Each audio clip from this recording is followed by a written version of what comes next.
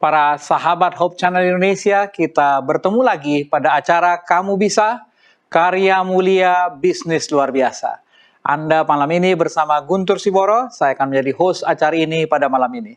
Kamu Bisa adalah acara yang merupakan kerjasama Hope Channel Indonesia dan ASI, sebuah perkumpulan profesional dan pebisnis Awan Aten.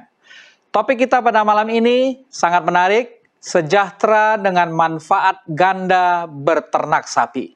Kita sudah berbicara mengenai ternak sapi beberapa kali pada tahun lalu.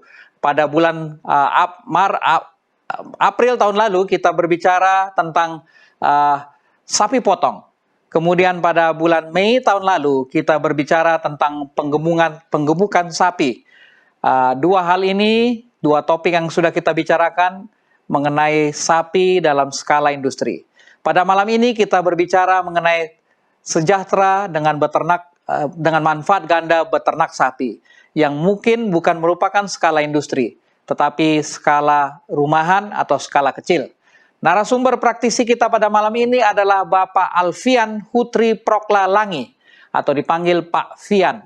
Kita sapa Pak Fian. Selamat malam Pak Fian. Selamat malam pemirsa. Baik, apa kabar Pak Fian? Baik-baik, sehat-sehat. Baik, terima kasih. Pak Fian ini sudah beberapa kali jadi narasumber kita. Pada 18 Januari beliau menjadi narasumber tentang cabai. Pada 8 Maret yang lalu beliau menjadi narasumber tentang terong. Setelah cabai, terong, sekarang sapi ya Pak Fian ya. Dari pertanian bergerak kepada peternakan. Jadi kelihatannya tetap Pak Fian ya bahwa yang utama adalah pertanian, sapi ini hanya tambahan. Begitu Pak Fian? Ya, seperti itu. Baik, baik. Walaupun tambahan tapi sangat bermanfaat. Baik, kita juga akan ditemani dua narasumber ahli kita. Yang pertama adalah Bapak Insinyur John Lee Warren MP.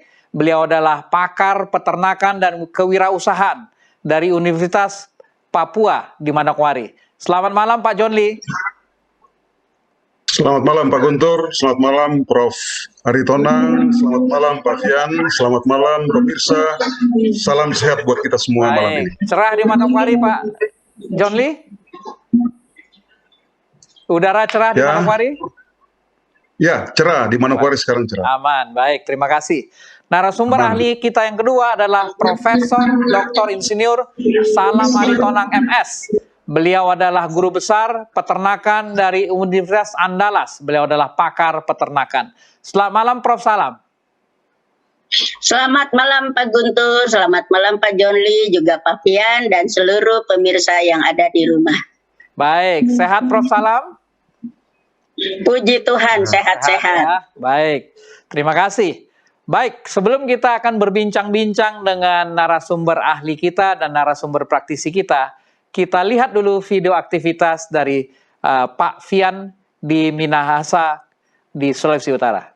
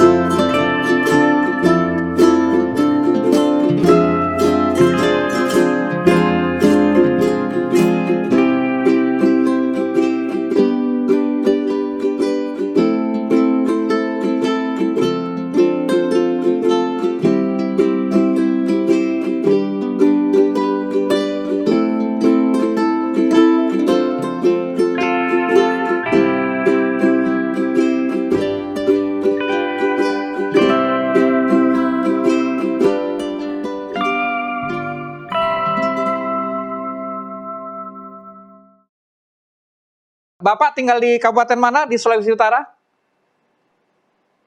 Kabupaten Minahasa, Provinsi Baik. Sulawesi Utara. Baik, ini di tempat Pak Fian ini beternak sapi ini umum dilakukan atau seperti apa? Boleh dijelaskan sedikit Pak Fian? Baik, jadi para pemirsa untuk peternakan sapi, khususnya di daerah kami, di kampung saya, peternakan sapi yang seperti dikatakan oleh Pak Guntur tadi bahwa memang bersifat skala rumahan. Tetapi ini menjadi merupakan suatu budaya yang sudah ada, sudah lama, menjadi usaha sampingan dari masyarakat yang ada di kampung saya. Jadi boleh dikatakan sudah berpuluh tahun usaha peternakan sapi ini dilakukan oleh masyarakat di sini. Jadi ini merupakan suatu usaha turun-temurun Baik. yang sudah dilakukan. Baik, jadi sebenarnya usaha utama adalah pertanian ya Pak Fian ya. Sapi hanya tambahan ya. Ya, ada berapa tadi walaupun tambahan, walaupun skala rumahan di sekitar Pak Fian, di kampung Pak Fian ada berapa banyak ekor sapi? Oke, jadi saya ada di Desa Tempo, Kecamatan Tompaso, Kabupaten Minahasa. Jadi untuk daerah saya, untuk desa saya, kampung saya ini merupakan desa yang paling banyak jumlah ternak sapi yang ada mungkin di Provinsi Sulawesi Utara. Karena untuk satu kampung saja di tempat saya, kalau dihitung keseluruhannya bisa mencapai 1.000 ekor. Baik. Untuk ternak sapi. Baik, ada 1.000 ya. Jadi kalau sebenarnya kalau dilihat, kalau digabungkan semuanya bukan skala rumahan ya. Jadi boleh dikatakan kalau digabung semuanya menjadi skala industri ya. Demikian Pak Fian ya. Betul. Ternak sapi di sana digunakan untuk apa saja Pak Fian? Apakah dijual atau dibudidayakan untuk daging atau ada hal lain? Oke, jadi sistem peternakan yang ada di tempat kami, khususnya di daerah saya, bahwa tujuan untuk memelihara beternak sapi, memang pada intinya ada beberapa tujuan yang dilakukan. Yang pertama, paling utama adalah investasi. Jadi investasi ini merupakan upaya untuk agar supaya setiap masyarakat, setiap keluarga itu memiliki modal. Namun pada dasarnya juga tujuan daripada beternak sapi di tempat kami di sini yaitu memiliki banyak manfaat. Nah, beberapa manfaat yang bisa didapatkan adalah yang pertama,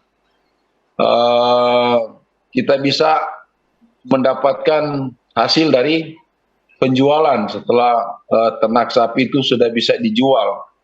Kemudian kita bisa menggunakan sapi itu sebagai alat bantu transportasi maupun alat bantu dalam pertanian. Misalnya membajak ataupun menarik pedati atau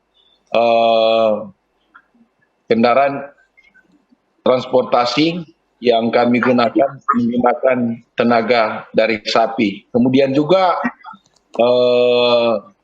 peternakan sapi di tempat kami juga digunakan juga untuk daging.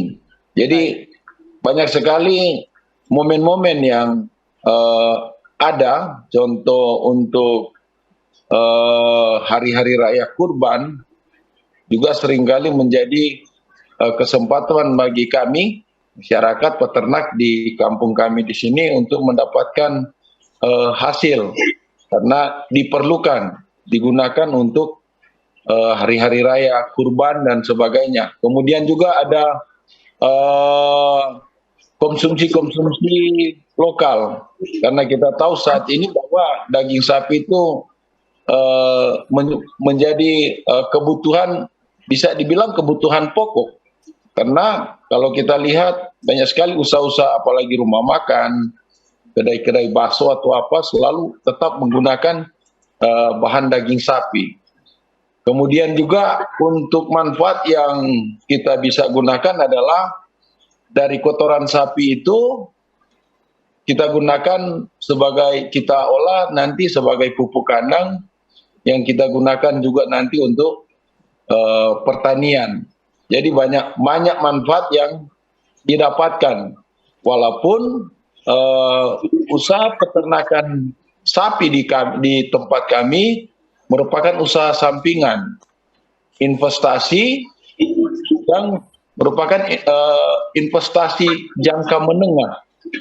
Karena kita akan mendapatkan hasil ya paling kurang 2-3 tahun setelah kita mulai memelihara sapi. Mungkin seperti itu, Pak Guntur. Baik, terima kasih Pak Fian.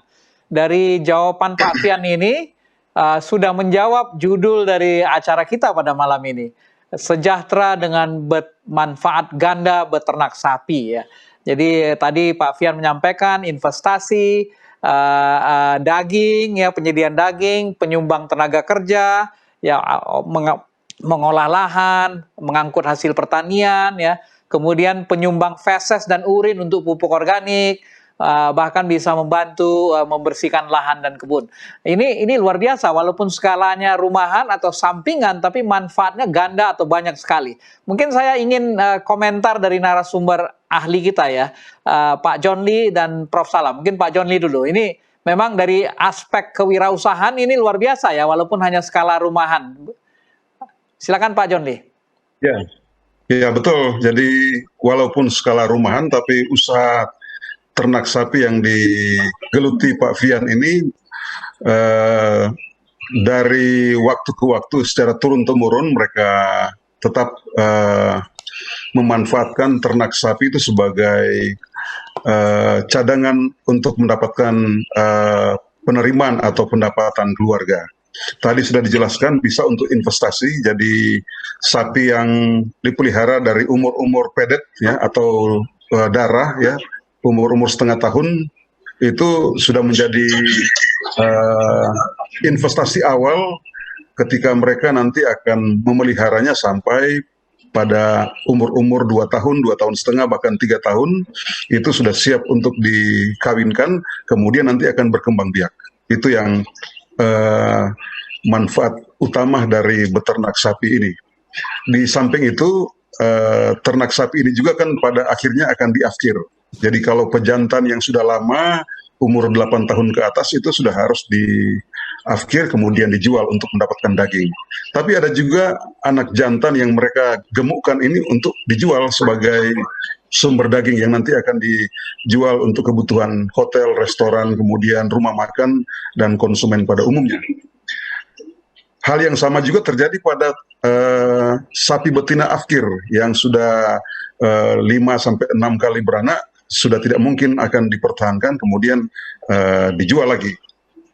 Lalu tadi sudah disampaikan bahwa ada juga manfaat lain dari ternak ini, yaitu untuk sumber tenaga kerja tambahan keluarga petani dalam rangka untuk mengangkut hasil-hasil pertanian. Jadi menarik gerobak ya, kemudian pengolahan lahan. Nah, pengolahan lahan ini kan sudah dihitung. Jadi 1 ekor ternak sapi kalau dia mengolah lahan seluas 1 hektar itu nilainya 2 ya, konversinya 2. Kalau 1 tenaga kerja pria produktif nilainya 1. Kalau tenaga kerja perempuan dewasa itu nilainya 0,8. Kalau anak-anak nilainya 0,5. Nah, sapi ini nilainya 2, angka konversinya. Oleh karena itu, sumber tenaga kerja yang diperoleh lewat ternak ini menjadi sangat strategis dan sangat potensial. Kalau di lahan-lahan kelapa sawit, mereka gunakan untuk mengangkut tandan buah segar dari lokasi kebun sampai ke jalan raya, kemudian diangkut lagi oleh kendaraan-kendaraan truk. Kemudian yang tidak kalah pentingnya juga, ternak sapi ini bisa digunakan, kalau jantan unggul digunakan sebagai jasa pejantan pemacet.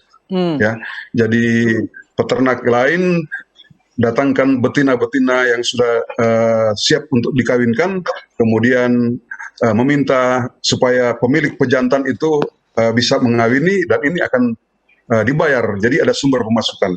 Atau justru sebaliknya, jadi induk betina yang unggul itu dipinjamkan untuk dikawinkan dengan pejantan lain, sehingga terjadi persilangan yang bagus dan menghasilkan keturunan yang tidak inbreeding.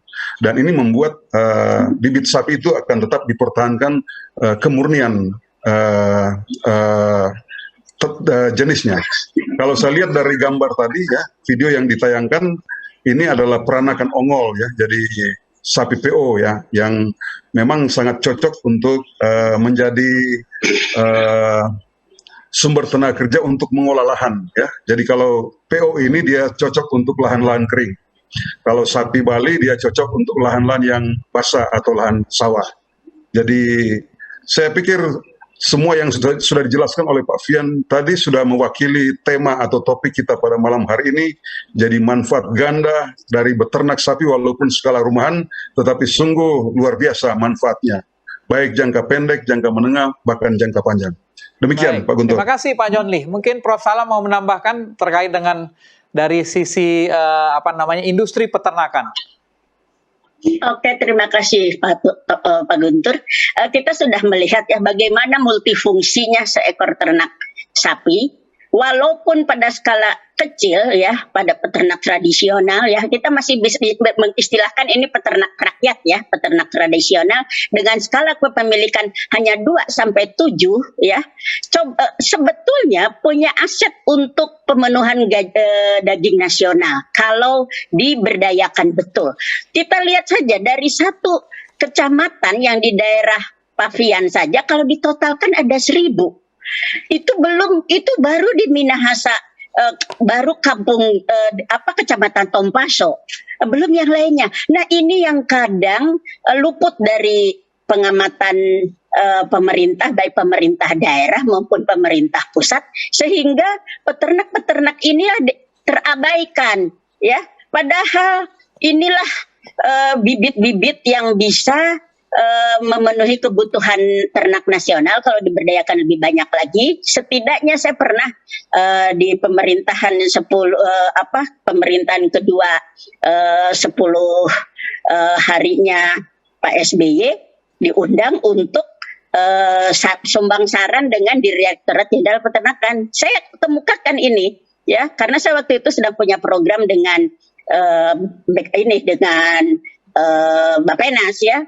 Jadi kalau ditotalkan seluruh Indonesia, peternak-peternak skala Pavian ini banyak sekali, dan itu kalau diberdayakan bisa untuk memenuhi kebutuhan nasional, dan itu kan bisa pernah kita laksanakan, yaitu pada waktu kita di boykot oleh New Zealand, di mana mereka tidak mengimpor sapinya, kita berdayakan di sapi-sapi lokal ini. Ya walaupun istilahnya hanya sambilan, ternyata cukup menjanjikan di dalam hal meningkatkan pendapatan. Kita bisa sama-sama nanti dengarkan kepada bagaimana nilai ekonomis sapi-sapi yang diternakan dengan skala rakyat dengan jumlah yang tidak banyak, yang istilahnya sambilan, ternyata bisa memenuhi kebutuhan ekonomi rumah tangga dari peternak itu. Kita belum mendengar itu bagaimana dari sapi-sapi Pavian bisa memenuhi kebutuhan ekonomi. Kita bisa sama-sama mendengar. Jadi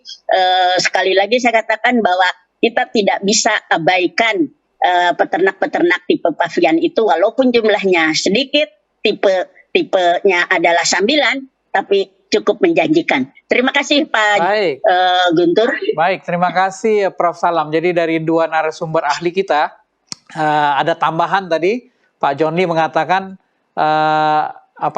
sebagai pejantan ya, pejantan atau betina yang bisa dipakai untuk pengembangan. Dari Prof. Salam, saya ada quote nih Prof. Salam ya, total konsumsi daging nasional itu 2 juta ribu ton ya, atau 2 juta ton. Itu 60% unggas, 20% sapi, 20% lainnya adalah kambing, domba, dan babi ya. Domba, babi. Nah, 20% itu sapi itu hampir 0,5 juta ton. itu belum terpenuhi oleh produsen dalam negeri ya, Prof. Salam ya. Jadi Baru 60%. 60% baru dalam negeri. Jadi Ya, 40%-nya impor. masih impor. Jadi peluang untuk walaupun kecil-kecil industri rumahan, tapi kalau Iya, masih digabung semua besar, masih ini besar. sangat besar ya, peluangnya sangat besar ya. Baik, terima kasih. Tadi Pak John Lee bilang ini varietasnya Mongol ya, begitu Pak Fian? Ongol, Ongol. ongol. Peranakan ongol. Ongol ya. PO, sapi PO ya, sapi Baik. PO. Apakah di Kecamatan Tompaso ini di kampung Bapak semua ongol? Pak Fian? Ya, iya. Oke. Ya. Tahu kenapa tidak memelihara varietas lain? Yang lalu Pak John Lee menyampaikan ada sapi Bali ya. Itu kembali dari faktor historis tadi yang saya bilang bahwa ini usaha adalah usaha turun-temurun. Iya. Dan setahu kami, Baik. ternakan sapinya seperti sapi ini sudah. Dan juga memang dulu di tempat kami, di kampung kami, ada yang beternak sapi, contoh sapi Bali. Tapi seiringnya waktu itu Pak John Lee bilang tadi bahwa sapi Bali itu lebih cocok di daerah yang basah, sawah. Namun karena sekarang teknologi pertanian kan sudah ada traktor dan sebagainya, maka terdegradasilah ini sapi-sapi Bali ini. Dan kembali ke menggunakan peralatan mesin traktor untuk pengolahan sawah. Masih ada tapi tinggal jarang, sedikit sekali. Baik. Tapi yang paling banyak untuk daerah kita adalah sapi PO ini. Baik. Mungkin ada komentar dari Prof. Salam dan Pak John Lee mengenai pemilihan varietas ini. Apakah ada keunggulan apa untuk sapi ongol dibanding sapi Bali atau sapi Brahman, sapi Wagyu dan lain-lain? Mungkin Prof. Salam dari aspek peternakan, apakah sudah sesuai ini pemilihan varietas sapi ongol untuk di tempat Pak Fian ini? Oke, terima kasih Pak Guntur. Biasanya di satu wilayah, kenapa varietasnya varietas X itu kembali seperti penjelasan Pak Fian tadi, ada historisnya. Di daerah Pak Fian, karena dari sudah turun-temurun mengenalnya adalah ongol, jadi nanti berikutnya akan ongol lagi, mereka akan asing dengan varietas yang lain. Walaupun masih banyak lagi selain ongol, varietas lain juga baik ya, bukan tidak baik dengan memelihara varietas yang lain, tapi peternak-peternak di rakyat ini sangat dipengaruhi oleh historis ya, seperti di Sumatera Barat. Di Sumatera Barat tuh simental yang banyak, ongol sedikit. Sementara di Jawa ongol juga banyak. Nah itu biasanya karena turun-temurun adalah itu yang mereka tahu, itu yang akhirnya mereka pelihara. Padahal mau ongol Bali mempunyai kelebihan dan keunggulannya masing-masing. Ya, walaupun sapi Bali lebih kecil secara struktural dari sapi ongol, kita lihat tadi ongol begitu besarnya, tapi karkasnya itu lumayan juga untuk sapi Bali, sehingga secara proporsional walaupun sapi Bali lebih kecil, dia mempunyai daging yang cukup banyak juga. Jadi itu Pak Guntur. Jadi sejarah bagaimana satu wilayah varietas sapi yang dipeliharanya itu berbeda-beda, sangat besar pengaruhnya dari turun-temurun historis tadi. Terima kasih Pak Guntur. Terima kasih Prof. Salam. Mungkin Pak John Lee bisa tambahkan, karena Pak John Lee ini selain narasumber ahli, beliau ini praktisi juga ya, narasumber praktisi. Silakan Pak John Lee. Ya, kalau sapi Bali dia memiliki daya aklimatisasi atau mampu menyesuaikan diri pada iklim yang selalu berubah. Kemudian mampu bertahan pada lahan-lahan kritis dan lahan marginal. Itu keunggulan dari sapi Bali. Sementara sapi PO ini dia memang harus dipelihara secara intensif. Kemudian tidak boleh basah, kemudian rumput unggul yang dia konsumsi harus teratur, kemudian kalau perlu ditambahkan makanan-makanan tambahan berupa konsentrat dan biji-bijian. Sementara sapi Bali tidak dikasih makan juga, tidak apa-apa. Ya, dia kemana-mana itu. Makanya tipe sapi Bali itu kan tipe peramban. Jadi dia karena nenek moyangnya itu kan dari banteng, sehingga cocok lah kalau misalnya dia di Papua, cocok dengan lahan-lahan marginal, lahan-lahan kritis, dia mampu bertahan. Nah, Karena keturunan sapi liar itu ya Pak Jonli ya, dari banteng. Dari banteng ya. Sementara sapi PO ini dia punya keunggulan adalah proporsi dagingnya lebih banyak ya, walaupun presentasi karkasnya hampir sama dengan sapi Bali, sekitar 60-70% presentasi karkas. Hanya proporsi dagingnya lebih besar karena memang bentuk dan postur tubuhnya lebih besar. Sapi Bali. Demikian. Terima kasih Pak John Lee yang sudah menambahkan. Jadi kita sudah melihat bagaimana berbagai varietas sapi ini sebenarnya semuanya bisa ya dikembangkan, Prof Salam ya. Baik, tidak terasa kita sudah sampai di tengah acara kita. Bagi para pemirsa yang ingin memberikan pertanyaan bagi Pak Fian maupun narasumber ahli kita, Prof Salam dan Pak John Lee, bisa menyampaikan pertanyaan melalui call center Hope Channel Indonesia, bisa juga melalui live chat di YouTube maupun Facebook Live. Sebelum kita lanjut, kita akan lihat dulu yang satu ini.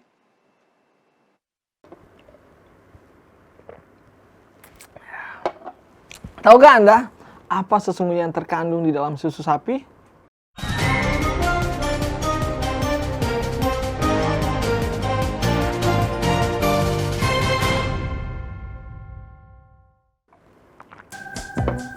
Wow, ada video yang viral nih.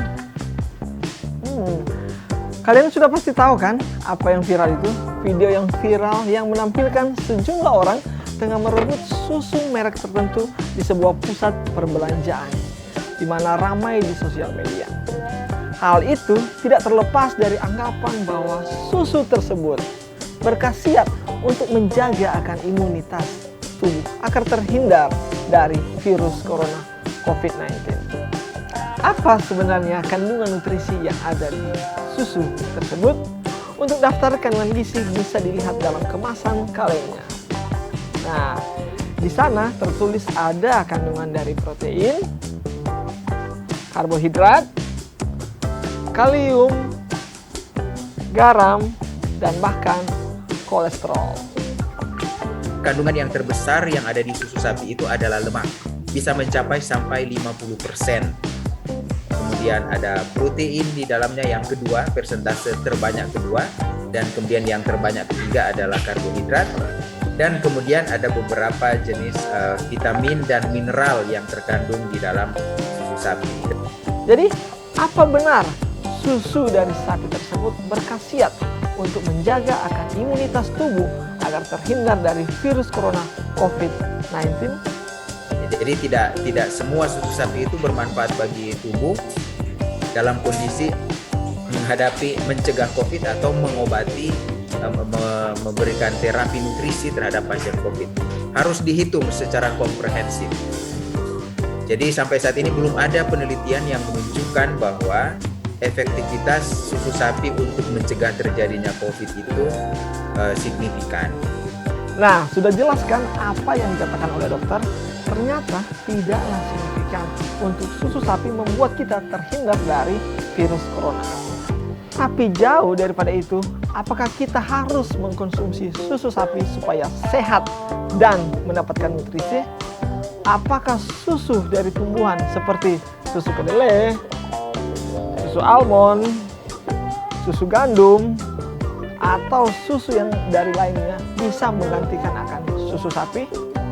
Masing-masing produk makanan ini, makanan cair ini, apakah dia susu sapi atau susu yang dibuat dari bahan biji-bijian seperti yang disebutkan tadi, memiliki karakteristik yang berbeda.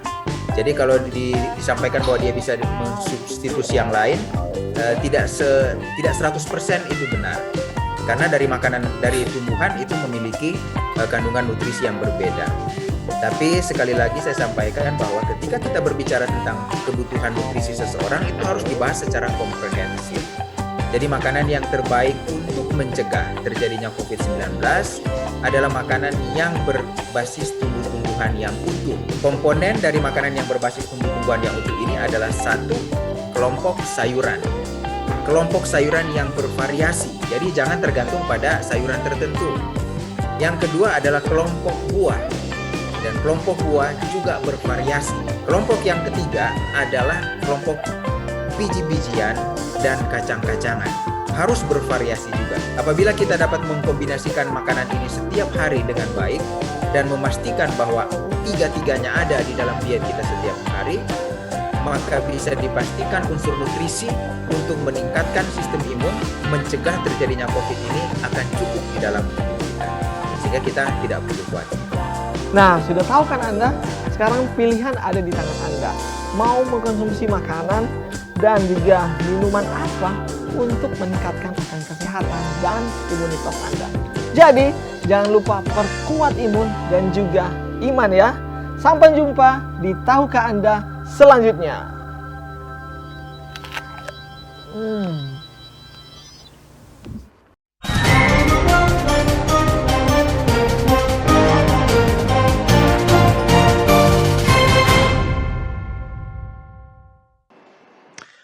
Baik, para sahabat Hope Channel Indonesia, kita kembali di acara Kamu Bisa dengan topik sejahtera dengan manfaat ganda beternak sapi bersama narasumber praktisi kita, Bapak Alfian Langi, narasumber ahli kita, Prof. Salam, dan Pak John Lee. Sementara kita melihat iklan layanan masyarakat tadi tentang susu sapi, ada pertanyaan dari pemirsa kita, dari Rile Silalahi, menanyakan apakah susu sapi bisa dikonsumsi langsung atau harus dimasak dulu? Mungkin Prof. Salam boleh bantu jawab. Apakah susu sapi boleh dikonsumsi langsung atau harus dimasak dulu? Tergantung kondisi. Kalau di Eropa boleh, karena di Eropa dengan suhu subtropis tidak kondusif untuk pertumbuhan bakteri. Di Indonesia, daerah tropis lainnya, jangan coba-coba. Karena dari 1 mililiter susu itu juga kita harus ada imbangannya, ya harus hanya mengandung 10⁻⁶. Lebih dari itu tidak bagus untuk kesehatan. Jadi jangan coba-coba untuk di daerah tropis ini, nggak bisa. Harus direbus dulu, dipanaskan dulu untuk mematikan bakterinya. Baik, jadi kalau daerah tropis dihancurkan tidak ya. Kalau Pak Fian kan udaranya dingin ya. Itu dingin. Apakah dari peliharaan Pak Fian ada dikonsumsi susu? Kalau kita di sini untuk sapi ya tidak ada ya, tidak ada untuk karena sapinya sapi potong Pak Guntur, bukan sapi perah. Bukan sapi perah. Sapi perah. Baik. Kelihatannya ada yang mau ditambahkan oleh Pak John Lee atas pertanyaan Rile Silalahi ini. Ada yang mau ditambahkan terkait susu? Ya, kalau kita mau saja untuk konsumsi susu segar yang diproduksi oleh peternak sapi perah di Indonesia, ya pasti akan kembung ya. Akan kembung, makanya harus dipasteurisasi, harus dipanaskan dulu baru bisa dikonsumsi. Ya sama dengan kita minum minuman hangat STMJ ya. Jadi susunya sudah dihangatkan dulu. Baik. Tidak bisa kita langsung minum, akan kembung ya. Baik, terima kasih Pak John Lee. Baik, kita lanjut diskusi kita dengan Pak Fian sebagai narasumber praktisi kita. Ini bibit sapinya Pak Fian ini dari mana dapatnya Pak Fian? Terus menerus Pak Fian dapat bibitnya atau dibeli dari pihak lain? Jadi untuk bibit sapi seperti Pak John juga sudah jelaskan tadi bahwa di tempat kita ada induk-induk pejantan yang biasanya menjadi media untuk tempat kita mengawinkan induk-induk sapi. Nah, kebanyakan untuk kita peternak sapi, kita itu memelihara sapi induk atau sapi betina. Kalaupun kita pelihara, kita ternak dari kecil, umur 6 bulan, sampai dia sudah masa untuk dikawinkan. Jadi kita tujuannya untuk mendapatkan keturunan. Nah, kecuali ketika kita mengawinkan sapi betina kita, dan kita mendapatkan sapi turunan yang bagus untuk kita pelihara jadikan sapi pejantan itu kita bisa pelihara untuk gunakan sebagai sapi pejantan. Jadi untuk asal sapi ya kita sudah turun-temurun. Walaupun sekarang ini yang saya mau bilang bahwa program pemerintah juga menunjang untuk pemberdayaan peternakan, apalagi seperti sudah disinggung tadi untuk pemenuhan konsumsi daging nasional di Provinsi Sulawesi Utara melalui pemerintah daerah di bidang peternakan, sementara juga melaksanakan itu perkawinan silang melalui perkawinan Inseminasi buatan. Nah, jadi mereka mendatangkan bibit-bibit dari luar, misalnya contoh mungkin sapi Brahman, mereka kawinkan dengan sapi PO. Jadi untuk mendapatkan bobot berat, mungkin seperti itu kiat-kiat yang dilakukan pemerintah agar supaya hasil-hasil daripada ternak ini mendapatkan bibit yang baik. Baik, Jadi seperti itu Pak Guntur. Terima kasih Pak Fian. Mungkin saya ingin tanyakan ke Prof. Salam dari ilmu peternakan. Kalau kita memelihara satu varietas turun-temurun, ya dengan bibit yang terus-menerus, apakah tidak terjadi penurunan atau degradasi dari kualitasnya, Prof. Salam? Iya, kalau kita mengawinkan dengan pejantan yang sama itu tidak dianjurkan. Karena semakin ke sini semakin berkurang. Jadi pejantan pun ada batasnya, produksinya itu harus ditukar. Jadi memang akan mengalami degradasi kalau itu terus yang dipakai Pak Guntur. Baik. Mungkin Pak John Lee bisa menambahkan yang pernah dilakukan untuk sapi Bali khususnya. Silakan Pak John Lee. Jadi memang walaupun satu rumpun, misalnya sapi Bali atau sapi Ongol, dianjurkan untuk kawin dalam, ya, dari satu induk kemudian digunakan sampai pada beberapa generasi. Dalam ilmu peternakan dikenal dengan istilah inbreeding. Ya. Inbreeding. Kalau seperti itu jadinya, maka mutu genetik ternak sapi itu akan semakin menurun. Jadi bobotnya akan semakin kecil, postur tubuhnya akan semakin kerdil, dan akhirnya jadi sapi bonsai gitu, sapi bonsai. Makanya memang harus dilakukan kawin silang. Nah, kawin silang ini tadi Pak Fian sudah sampaikan, sapi PO itu dikawinkan dengan Brahman. Nah, ini akan sangat bagus. Atau bahkan dengan simental, ya. Jadi bobot badannya yang sangat-sangat besar, ya. Kemudian bobot hidupnya bisa mencapai di atas 1 sampai 2 ton, ya. Dan ini sangat luar biasa, ya. Dan ini sapi-sapi impor yang sebetulnya sudah lama dipelihara di Indonesia. Di Indonesia, Kemudian, sudah adaptasi. Ya, sudah beradaptasi, dan ini yang digunakan oleh pemerintah sebagai sebagai upaya untuk mempercepat swasembada daging sapi. Nah, swasembada daging sapi ini kan memang sudah dicanangkan sejak tahun 2010, tapi sampai sekarang belum bisa. 2005 dicoba untuk melakukan perbaikan lewat berbagai program percepatan pertumbuhan populasi ternak sapi, tapi belum juga bisa. Tadi Prof. Salam sudah sampaikan, masih sekitar 60% daging kita daging impor. Kalau sudah mencapai 5% impor saja, maka swasembada daging sapi Indonesia tercapai.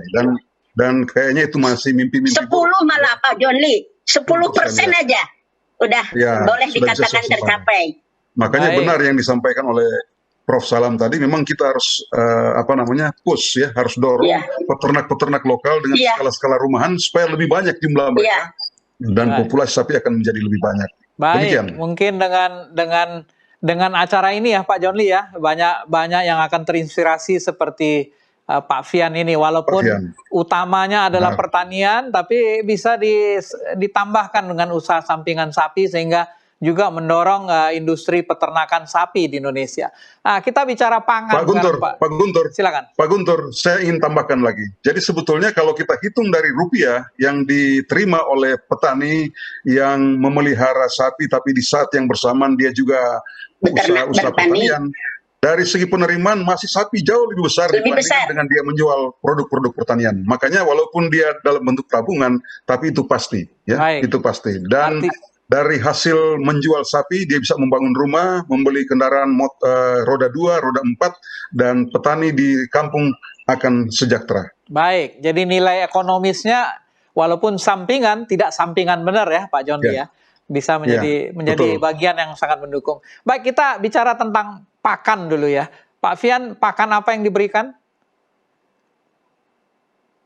Oke, jadi bicara pakan, jadi ternak sapi, apalagi di daerah kita itu karena mau dibilang susah, karena kita kembali ke alam. Jadi alam sebenarnya menyediakan untuk pakan dari ternak sapi. Walaupun saat ini memang harus diakui bahwa ketika lahan pertanian itu sudah digunakan untuk Untuk Tanaman. Tanaman pangan, otomatis penyediaan untuk makanan atau pakan ternak ya memang sedikit berkurang. Jadi contoh untuk rumput-rumput yang alaminya menjadi makanan sapi itu seperti terdegradasi dengan pangan ini. Jadi pertanian. Namun banyak kami di sini mengantisipasi atau menyiasati dengan cara-cara yang bisa memenuhi kebutuhan pakan ternak, makanan sapi. Jadi diantaranya di sini ada beberapa cara yang kami gunakan agar supaya tersedia untuk kebutuhan makan atau pakan dari sapi. Jadi contohnya ketika ada usaha hasil pertanian, contoh jagung. Nah, setelah buah jagung dipetik, kita gunakan daun atau batang dari jagung, kita gunakan untuk pakan ternak. Ataupun di sini juga ada daerah pertanian, contoh padi. Ketika kita selesai panen padi diolah, gabah diolah, digiling, pasti ada dedak. Nah, itu dedak itu yang kita gunakan untuk pakan ternak. Di samping itu kita bisa campur dengan butiran-butiran atau makanan-makanan yang dijual di tokoan untuk menjual makanan-makanan ternak. Jadi seperti itu. Jadi untuk makanan pakan sapi untuk di daerah kita tidak terlalu sulit. Tidak terlalu sulit karena bisa diatasi dengan karena kita daerah pertanian, usaha ini peternakan cuma sampingan, jadi kita bisa atasi dengan itu. Jadi ketika kita panen pun, lahan yang kita panen untuk hasil pertanian, setelah itu kita jadikan lahan untuk apa? Memberikan makan untuk ternak sapi. Baik. Jadi seperti itu. Baik, terima kasih Pak Fian. Jadi boleh saya simpulkan nilai ekonomis dari pertanian mendorong biaya pakannya menjadi rendah ya. Mungkin Pak John Lee boleh tambahkan atau komentar apakah dengan seperti ini sudah cukup atau memang masih perlu untuk menambahkan konsentrat lainnya? Ya, jadi sebetulnya ternak sapi itu biaya inputnya sangat rendah ya, sangat kecil dibandingkan dengan ternak-ternak lain seperti ternak ayam atau ternak domba dan ternak-ternak yang lain. Nah, keunggulan dari ternak sapi ini dia bisa digembalakan ya, sistem pemeliharaan digembalakan atau kita potongkan rumput. Kalau tersedia rumput, katakanlah rumput gajah, rumput raja, rumput panikum, itu sudah aman bagi sapi ya. Tinggal dipotongkan rumput untuk dikasih makan pada waktu sore, sedangkan pagi hari diikat atau diumbar. Nah, yang dibutuhkan oleh sapi sebetulnya adalah harus 10% dari bobot hidup yang dia butuhkan dari hijauan segar setiap hari. 10% dari bobot hidup. Jadi kalau bobot hidupnya sapi itu katakanlah 900 kilo ya, 900 kilo, maka paling tidak 90 kilo kita harus carikan hijauan untuk sapi ya. Terutama sapi ongol ini dia butuh hijauan lebih banyak. Tetapi kalau di tempatnya Pak Fian ini saya kira sangat banyak ya hijauan. Tadi sudah disampaikan bisa jerami padi, jerami jagung, kemudian tongkol jagung, bisa batang pisang ya. Kemudian kalau juga menanam jenis-jenis leguminosa bisa digunakan untuk sumber pakan ternak sapi. Dan itu sangat kaya ya, sangat banyak. Jadi tersedia banyak di alam. Kemudian biaya inputnya menjadi sangat rendah, sehingga memang usaha ini betul-betul menjanjikan dan sangat ekonomis. Demikian Pak Guntur. Baik, mungkin ada yang mau ditambahkan Prof. Salam terkait dengan pakan ini? Ya, inilah yang menyebabkan walaupun ternak sapi yang dipelihara oleh para petani ini adalah sambilan, tetapi dapat output yang lebih besar karena apa? Dari pakan ini ya. Memang program pemerintah juga sekarang sedang menggalakkan yang disebutkan dengan pakan alternatif, yaitulah limbah-limbah pertanian.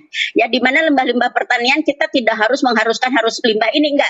Tergantung di mana daerah peternakan itu berada, tanaman apa yang sedang ditanam itu dimanfaatkan betul semua jerami-jerami yang ada, sehingga inilah yang menyebabkan walaupun usaha sambilan tetapi pendapatannya tidak sambilan. Karena apa? Karena dari biaya pakan bisa ditekan dengan memanfaatkan limbah-limbah hasil pertanian yang ada di sekitar peternak petani tersebut. Karena kan tiap musim berganti, sehingga dengan bervariasinya hijauan yang diperoleh oleh ternak itu akan lebih bagus daripada hanya mendapatkan satu jenis hijauan. Itu Pak Guntur. Baik, terima kasih Prof. Salam. Jadi memang kelihatannya sudah sesuai apa yang dilakukan oleh Pak Fian ya, bahwa limbah atau dari hasil pertanian menjadi bahan pakan yang utama ya.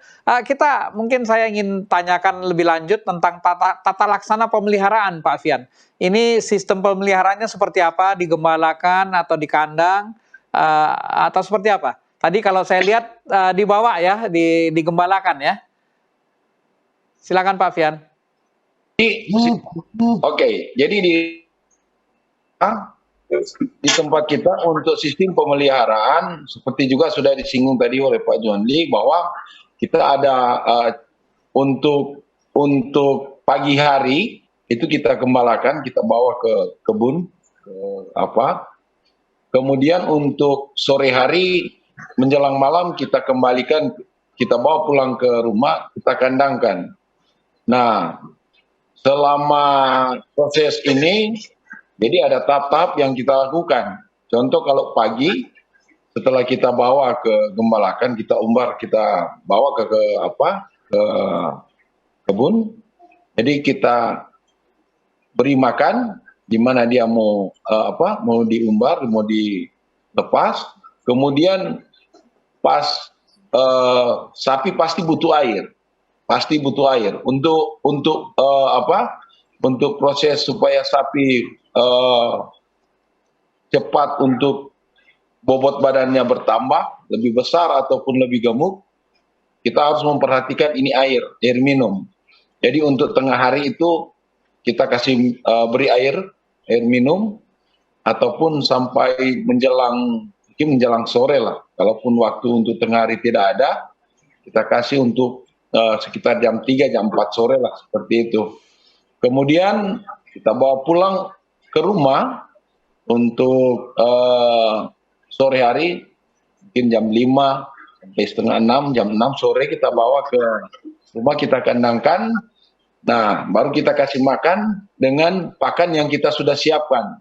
Karena di tempat kita, seperti Pak John bilang, kita ada rumput-rumputan yang kita potong untuk kita siapkan sebagai makan malamnya. Katakanlah makan malam untuk sapi. Gitu. Jadi ada proses-proses. Kemudian juga ada waktu-waktu tertentu karena di sini juga kita sudah dibantu dengan para penyuluh peternakan.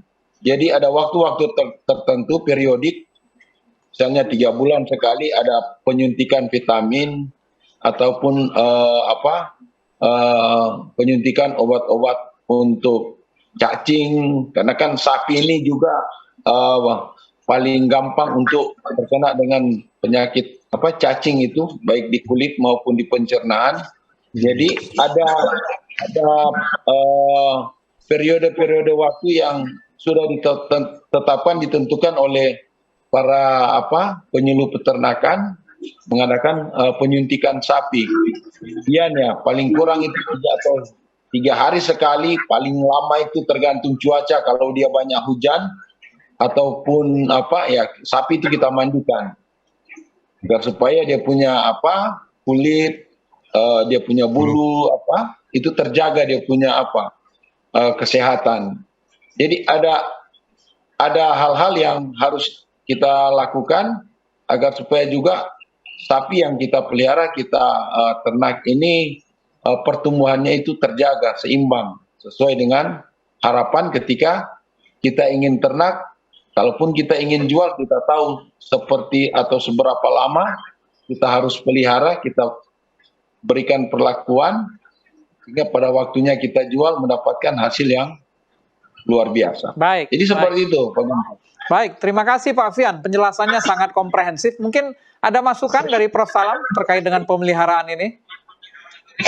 Oke, pemeliharaan ini ada yang sapi dikandangkan terus, itu biasanya kalau tidak punya areal untuk umbaran ya, biasanya dikurung terus ya. Dalam dikurung terus ini investasinya lebih tinggi, harus buatkan kandang, harus berikan makanan, harus nyabit rumput. Jadi perlu tenaga kerja khusus lah. Tapi dengan sistem pemeliharaan semi intensif yang dilakukan oleh Pak Fian, di mana hanya pagi sampai sore dilepas, lalu pulang malamnya, di situ ada tambahan-tambahan. Biasanya itu lebih bagus. Dalam pertama dia melakukan exercise kan, dengan dia bergerak itu akan lebih sehat daripada dikurung terus ya. Dan hasil penelitian juga banyak menunjukkan bahwa walaupun dia pelihara intensif, ternyata pertambahan berat badannya lebih bagus dari yang dipelihara seperti sistem semi intensif ini, karena dia di samping exercise dia mendapatkan makanan yang lebih banyak ya yang dia temukan, walaupun misalnya apalagi di tengah-tengah baru panen dia bisa mendapatkan makanan secukupnya yang dia mampu daripada yang hanya diberikan setiap hari yang sebetulnya apakah memenuhi kebutuhan atau tidak. Itu yang kadang terabaikan. Untuk yang dikandangkan sepanjang hari, kadang makanannya apakah terpenuhi atau tidak. Tapi kalau yang dilepas dia akan mencari makan terus di sekitar di mana dia merumput. Itu Pak Guntur. Baik, terima kasih Prof. Salam. Kita tinggal 4 atau 5 menit. Saya ingin tanyakan tentang aspek ekonomisnya sekarang ke Pak Fian ya. Boleh diberikan sedikit gambaran Pak Fian, nilai ekonomisnya kalau ini jadi jadi untuk pembibitan, kemudian kalau dijual untuk daging seperti apa? Dan kira-kira berapa biaya untuk masa itu yang bisa yang dikeluarkan? Silakan Pak Fian. Oke, jadi para pemirsa yang ingin beternak sapi seperti yang kami lakukan, jadi untuk segi ekonomi yang bisa kita dapatkan, seperti yang saya katakan tadi bahwa beternak sapi itu adalah investasi yang membutuhkan lumayan waktu. Jadi tidak langsung kita mendapatkan hasil seperti pertanian. 3 bulan kita sudah panen. Tetapi sapi itu paling kurang kita harus pelihara dari umur 6 bulan. Kalaupun kita ingin membuat dia menjadi induk, maka kita butuh waktu sampai 2,5 tahun. Untuk bisa waktunya nanti dikawinkan dan kita akan mendapatkan keturunan dari induk sapi itu. Nah, saya boleh sampaikan bahwa ketika kita mulai memelihara, nah untuk modal, jadi seperti saat ini di tempat kami, sapi yang umur 6 sampai 9 bulan, rata-rata itu 10. Di atas 10 juta. Di atas 10 juta. Tetapi ketika kita pelihara dalam waktu 2,5 tahun sampai dia bisa menjadi induk untuk dikawinkan, nilai jualnya bisa sampai 30, 40, bahkan sampai 60 juta. Seperti itu. Nah, untuk modal, saya kira untuk modal yang kita siapkan adalah modal awal untuk kita membeli sapi anakan untuk kita pelihara menjadi induk. Dan untuk biaya pemeliharaan itu saya kira tergantung kita. Kalau kita mempunyai lahan, kita rajin untuk menyediakan makanan, pakan yang disediakan oleh alam. Karena kan kalau kita umbar juga kan kita tidak membeli. Jadi artinya untuk biaya pemeliharaan itu saya bilang itu 0. Karena itu kita gunakan juga kita pelihara itu di samping kita bekerja dan tidak membutuhkan tenaga kerja. Iya, biaya. Oleh karena itu, kenapa kami melakukan usaha ini, walaupun dikatakan tadi sampingan, tetapi hasilnya juga bukan sampingan.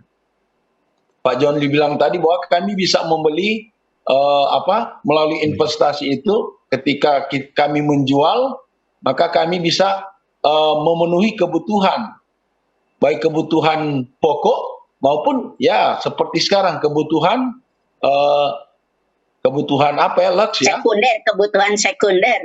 Ya, sekunder ya itu, tapi yang paling pokok sekarang kan orang kalau melihat bahwa dia berhasil kalau dia sudah bisa beli kendaraan, contoh. Nah, artinya kita kalau sudah punya katakanlah 2 ekor sapi untuk kita jual, saya yakin kita sudah bisa beli kendaraan walaupun kendaraan second, ukurannya seperti itu. Baik. Jadi untuk nilai ekonomisnya luar biasa, tapi harus sabar. Iya. Harus sabar. Itu saja, harus sabar. Baik. Dan alangkah baiknya kalau kita ingin memulai usaha ini, paling kurang kita harus memelihara paling kurang itu 2 atau 3 ekor. Karena saya boleh jamin ketika 2,5 atau 3 tahun setengah setelah mulai dari kita pelihara, maka kita akan mendapatkan omset paling kurang itu 100 juta paling kurang. Jadi aset yang kita simpan itu luar biasa.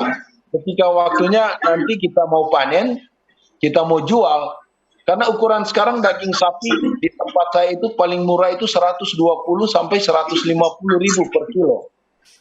Nah, kalau sapi dewasa, kalau dia punya bobot daging saja itu sudah 200 kilo, itu sudah hampir 30 juta. Jadi ukuran daging saja. Tetapi kalau di daerah kita, karena kita menggunakan sistem peternak kita mau beternak untuk pengembangbiakan, kita bikin anakan terus menerus. Di sini paling gampang, apalagi untuk cara penjualan. Ada pasar di sini, namanya pasar tradisional sapi, yang khusus untuk jual beli sapi setiap minggu. Jadi tidak susah. Kita mau jual, kita mau beli, itu gampang. Karena semua ada. Jadi seperti itu. Baik, terima kasih Pak Fian. Jadi kalau boleh saya simpulkan, kalau dari perspektif finansial ya ini seperti menabung dalam 2-3 tahun menjadi 3-6 kali lipat ya. Mungkin ada komentar singkat dari Pak John Lee dan Prof Salam dengan memang nilai ekonomis yang luar biasa ini. Silakan Pak John Lee. Ya, jadi memang kita bisa hitung kalau pelihara katakanlah 3 ekor induk saja itu dalam 3 tahun ke depan itu dia sudah punya sekitar 9-12 ekor. Tapi ada jantan, ada betina, mungkin 50%. Intinya bahwa ini tabungan keluarga, ya, yang bisa menjadi investasi jangka panjang. Dan ini sangat menjanjikan dan sangat prospektif. Oleh karena itu saya kira rugi ya kalau dia petani kemudian tidak pelihara sapi. Ini rugi sekali. Jadi kalau dia bertani harus pelihara sapi. Karena dari sapi dia akan mendapatkan kesempatan lebih banyak lagi untuk bisa bangun rumah, bisa beli kendaraan. Kalau Pak Fian punya tadi itu satu Avanza baru ya bisa kita beli dengan 3 ekor sapi. Itu bisa dapat. Nah, dan itu sangat-sangat rasional ya. Sangat rasional dan petani maju sekarang ini akan mengukur seperti itu ya. Kalau dia punya sapi pasti dia akan beli tanah, dia akan bangun rumah, dia akan beli kendaraan. Itu indikator-indikator yang selama ini digunakan oleh petani-petani di kampung. Demikian Pak Guntur. Baik. Terima kasih Pak John Lee. Diskusi kita sangat menarik, namun waktu juga yang harus memisahkan kita. Karena penjelasan dari Pak Fian ini sangat komprehensif dan sangat memberikan inspirasi ya. Baik, sebelum kita akan akhiri acara kita, saya ingin minta konklusi motivasi dari masing-masing narasumber kita. Dari Prof Salam, konklusi, motivasi, saran mungkin buat pemirsa. Oke, dari berdasarkan pengalaman yang dilakukan oleh Pak Fian, usaha itu harus ditekuni, harus sabar, baru bisa menghasilkan. Kalau tidak, ya lewat saja. Itu saja Pak Guntur. Baik, terima kasih Prof. Salam. Walaupun potensi besar harus tekun dan harus ditekuni ya. Baik, Pak Sabar John Lee. ya. Silakan Pak John Lee, ada konklusi, inspirasi, motivasi, silakan. Ya, beternak sapi dapat dilakukan oleh siapa saja. Yang penting punya kemauan, dan ini sangat mudah karena biaya ekonominya sangat rendah, tapi keuntungannya sangat besar. Baik, bisa dilakukan siapa saja, tapi Pak John Lee juga bilang tadi, kalau punya pertanian harusnya punya sapi, Pak ya. Ya, betul. Baik, Pak Fian, nah, ini yang bisa menikmati dengan lebih dari 7-9 ekor sapi. Ada konklusi, ada motivasi bagi para pemirsa kita malam ini? Silakan Pak Fian. Oke, jadi motivasi cuma satu. Mulai pelihara dan tunggu serta rasakan hasilnya. Kecil, tapi bisa memberikan hasil yang besar. Jadi usaha sapi kecil, tapi bisa memberikan hasil yang besar. Amen. Kalau Anda seorang petani, pelihara sapi. Baik, terima kasih Pak Fian ya. Kecil mulainya tapi bisa menghasilkan besar, dan setiap petani harus memelihara sapi. Baik para pemirsa sahabat Hope Channel Indonesia, terima kasih atas perhatian kita malam ini. Kita mendapatkan inspirasi yang begitu luar biasa, khususnya bagi kita yang bisa memulai dengan skala rumahan. Kita akan bertemu kembali pada acara Kamu Bisa pada waktu yang akan datang dengan topik yang berbeda.